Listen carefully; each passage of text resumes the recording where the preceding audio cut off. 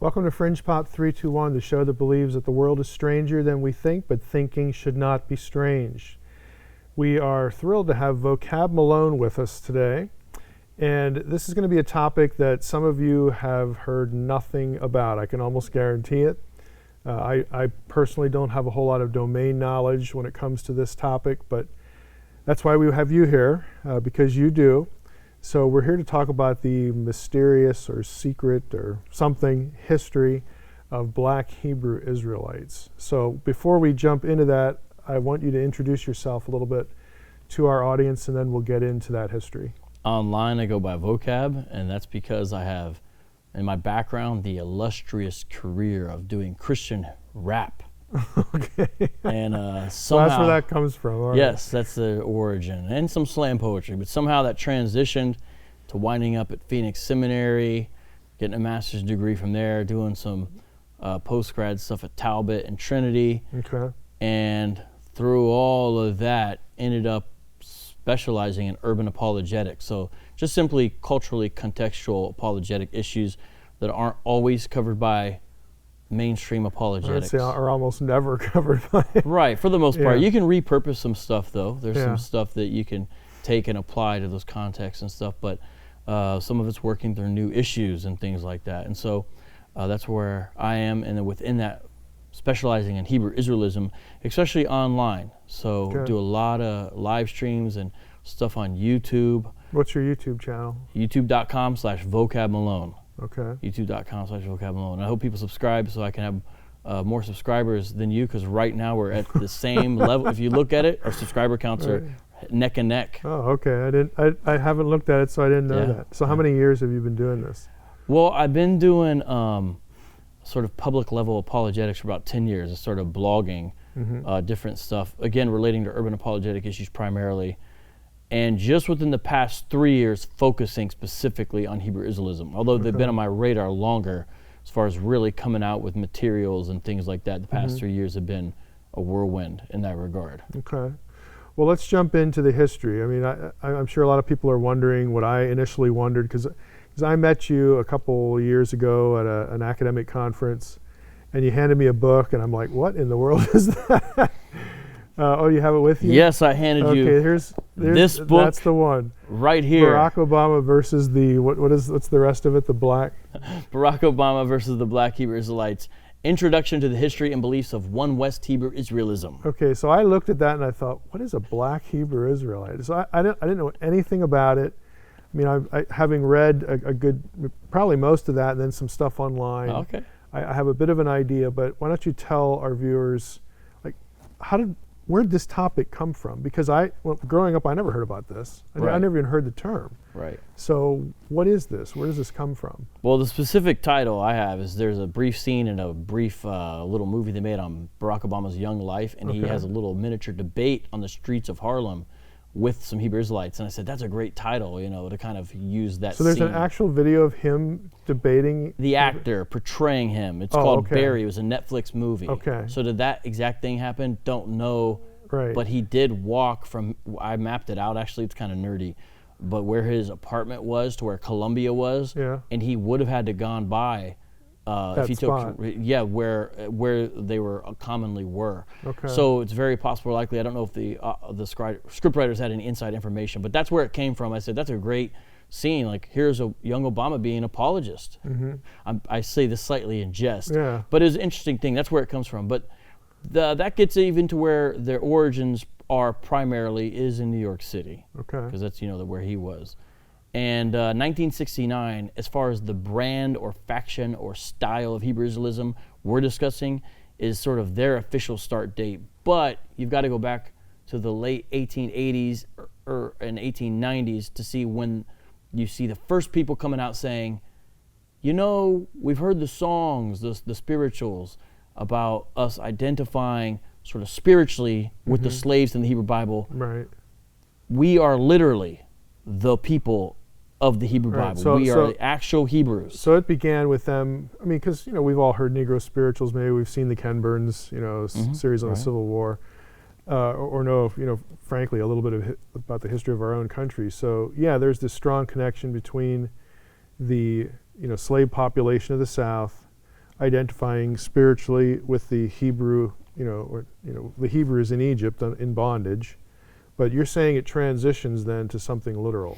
Right. Now, a Hebrew Israelite apologist, if he were here, would say, no, that's sort of a latent memory or something like that we knew we were these people or something like that. That's how they would spin it. So the slave population in the South, they were having a latent memory of something that was much older. Not that they knew, but they sort of knew, kind Okay. of, like that kind of thing. And that's why these songs come out. It's Okay. like, that kind of thing. But you can sort of see the transition go from metaphorical to literal. One of the first guys is a guy named Crowdy, Crowdy. Okay. He says why he's chopping at the root of a tree. He has this vision, and the vision entails that black Americans are the true Jews of the Bible. Before that, there's a guy named F.S. Cherry. So the actual name of the oldest church, it's kind of long, so I got to pick this up to read it. The Church of the Living God, the pillar and ground of truth for all nations, founded in 1886 in Tennessee by Prophet F.S. Cherry. And if you notice, you saw in there, of all nations, and then Crowdy also had a lot of white followers. The reason why I mention that is the 1969 strand on that we're speaking of denies the inclusion of other nations.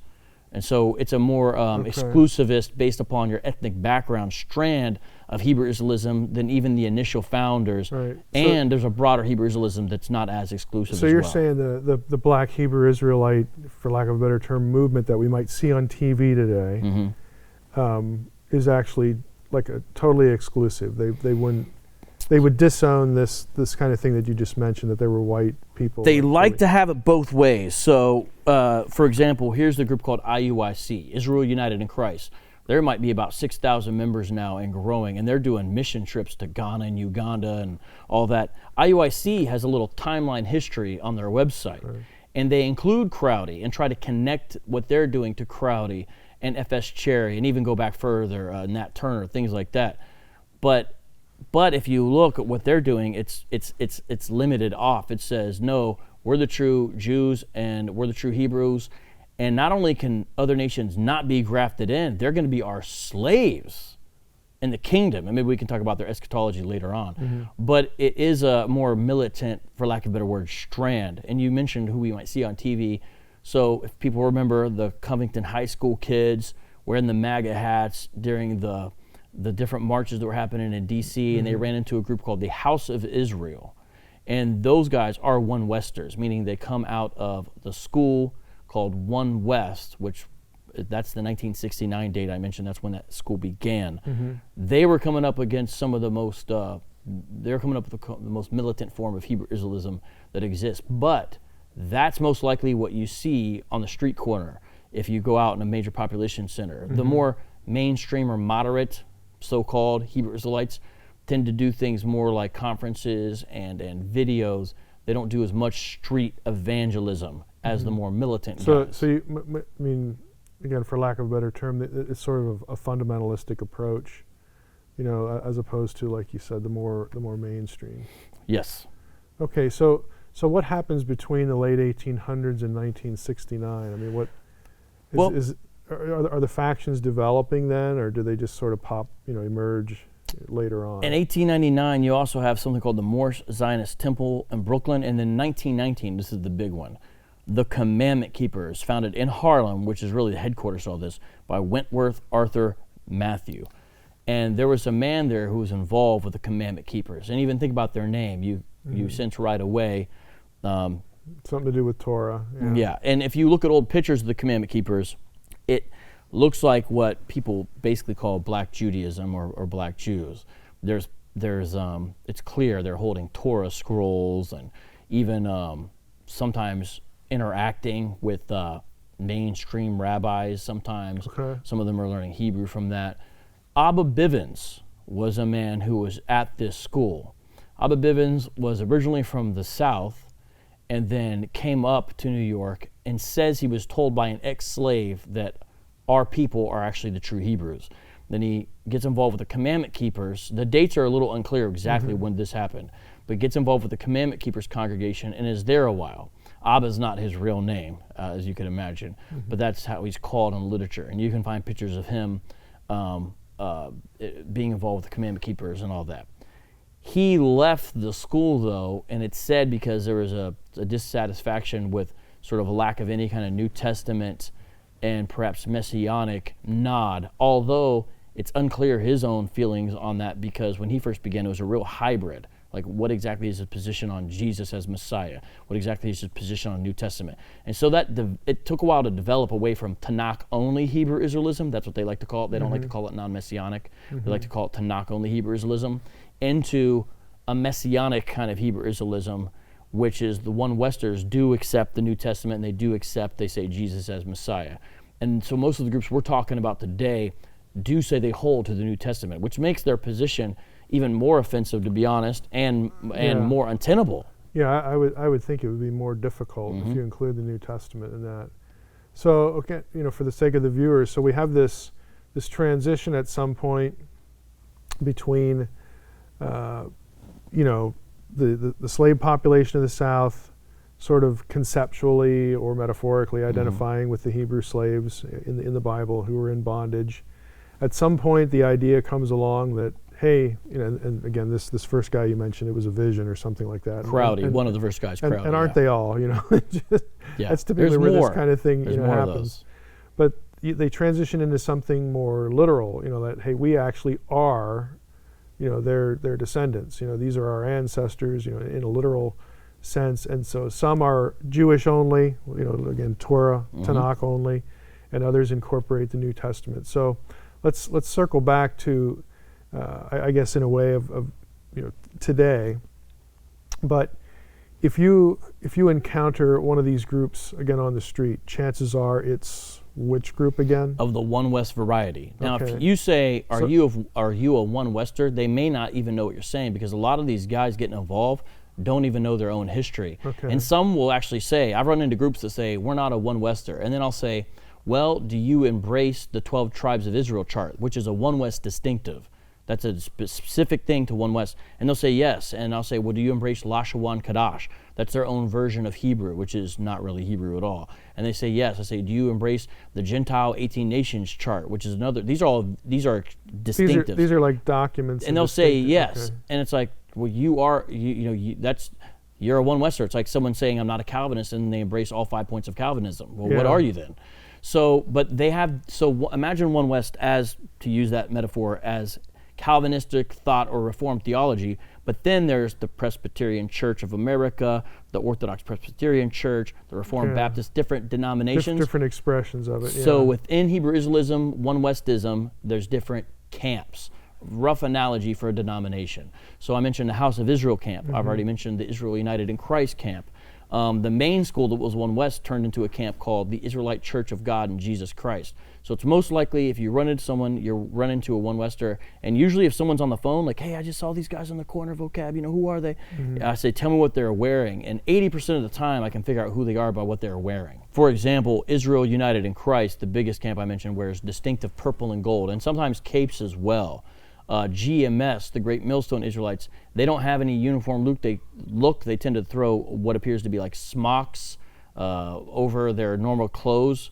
Other groups have different colors. ISUPK usually wears black, and they wear a lot of spikes. So I heard one friend say they look kind of like a medieval biker gang. That's the look of the ISUPK. That stands for the Israelite School of Universal Practical Knowledge.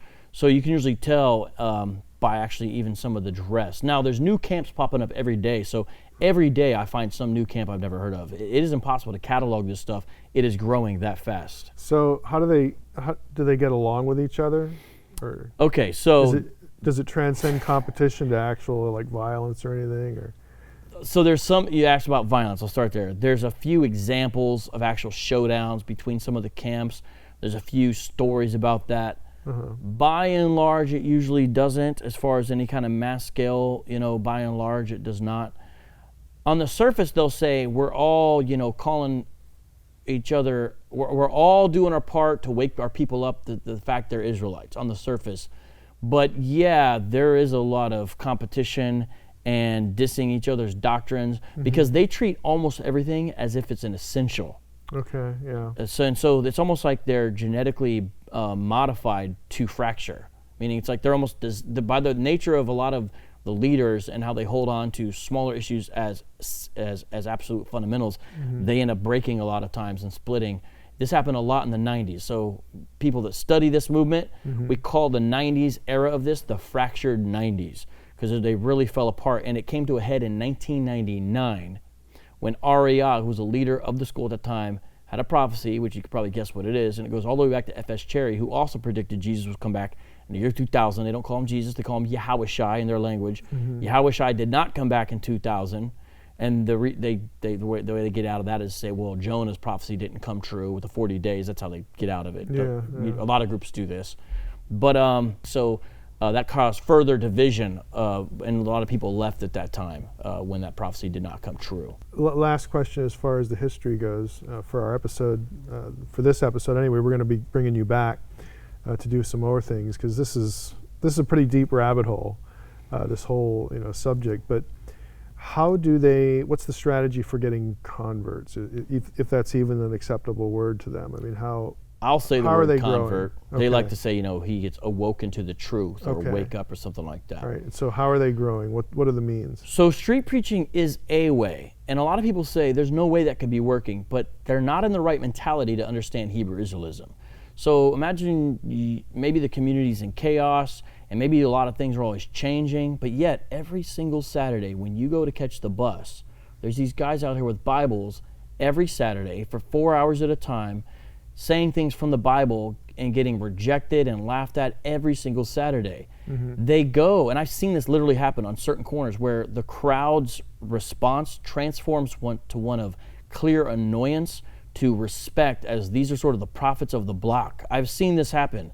So it's like almost by the sheer consistency of them being out there, a lot of times they grow and gain respect. Clearly, there's still people who are irritated by them. As you can see, some of the camps purposely do that. Someone will walk by and they'll call them a slur, or say, you're going to go into change, stuff like that, or, they're always yelling. But that's one way. But you can never underestimate YouTube. Their videos, their output is rather prolific. And even if people don't go and become One Westers, the One Westers are probably the most prolific in video content production, just nonstop. GMS tends to have lower quality videos. Some people appreciate that. IUIC has polished videos, things on the screen. Each episode has a really fancy cover image, a crazy Jezebel woman versus the prophets of God. It's like a little almost cinematic piece the way they do it. There'll be 20 minutes of their time they were out there. So they become, some of them are rather savvy in how they do this, but that's a big thing. And now they're actually going block to block. I live where a lot of this happens because I live in the city. I was leaving a certain place the other day, and I was driving down, and I'm trying not to give all the exact names of places, but anyways, they were at an apartment complex handing out flyers. They're just, and so they're getting into the more kind of traditional door-to-door stuff now. Books are a small part of it, but really, it's really videos is the key. That's the key of how people do this. Every now and then it's from a street encounter, but videos you can't underestimate their importance. All right. Yeah, something else just popped into my head. Who are they handing the flyers out to? Because I know it's not just, black or African American. Is it only minorities that would be included in their group, or do they hand them out to white people? So the way they do it is basically if they can look at you and your phenotype, your stereotypical facial features matches someone on their 12 tribes chart. Then you'll get a flyer. Then you get a flyer. Okay. So black, Native American, Hispanic, those three groups. Okay. But then they want to ask you who your father is. So if you're Hispanic on your mother's side, but your father was, say, Arabic, you're not on the 12 tribes chart because your father is not on the chart. Okay. And so if they see It seems like the chart is indispensable then. To the One Westers, it is indispensable. To the One Westers, it isn't, because it tells you who to proselytize and who to condemn. Okay. And so it is important. And it's not just white folks who are sort of on the, Ixnay list. It's also, I mentioned Arabs are viewed as Ishmaelites and Sure. condemned. Yeah. Chinese, this is laughable, but they're viewed as Moabites and condemned. Japanese Right, are it viewed is- as Ammonites. Sorry, it is Yeah, laughable. it is. It's extremely laughable. Japanese are viewed as Ammonites and they're condemned. I could go down a whole list. Indians, East Indians, Right. or Elamites, I believe, they're condemned. And so each ancient biblical nation, they look for a modern corresponding people group to, Right. and then they condemn them based upon that. And there's 18 total nations that they condemn, and it's not just white people who they would call Edomites. It's 17 others as well. Okay. Wow, that's really interesting. I mean, it's disturbing and interesting at the same time, but most of what we do on the show here is disturbing and interesting. Real quick thing, it's Sure. like they have a classic way to what scholars sometimes call other people. Okay. They other them and then put them in this sort of basket Yeah. of the other, and then they're off limits. They're not even candidates for salvation. The only thing they're candidates for, to the one Westers, is slavery. Okay. And within slavery, they sometimes make jokes. Some, if you're a good Edomite or a good Ishmaelite, you're a candidate to be a house slave instead of a field slave. And I'm not joking. Right, right. Wow, well, we're going to have to continue the discussion because I'm going to want to know, and I'm sure the viewers are going to want to know how do they defend this, and that's Right. that's what we'll do next time. Thanks for watching Fringe Pop 321. Please visit our website, fringepop321.com, for information, good research material on this topic and others. And if you want to support what we're doing here at Fringe Pop, please go to fp321.com/S, as in the letter S, and come back and watch again, because what you know may not be so.